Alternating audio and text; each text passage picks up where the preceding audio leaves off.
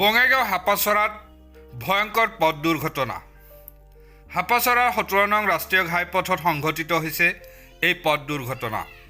কেইবাজনো লোক গুৰুতৰভাৱে আহতসকলক ততালিকে বঙাইগাঁও লোৱাৰ আছাম হস্পিটেললৈ প্ৰেৰণ। গুৰুতৰভাৱে আহতসকলক এতিয়ালৈকে চিনাক্তকৰণ কৰিব পৰা হোৱা নাই। বৰপেটা জিলাৰ দিশৰ পৰা উত্তৰ হালমাৰা দিশলৈ দুখন মটৰ চাইকেল আৰু এখন চাৰিচকীয়া বাহন আহি আছিল।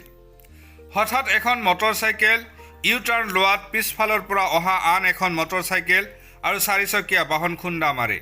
মটৰ চাইকেল দুখনৰ নম্বৰ ক্ৰমে AS 19V 3310, AS 19P 4652। চাৰিচকীয়া বাহনখনৰ নম্বৰ AS 01 GL 6097।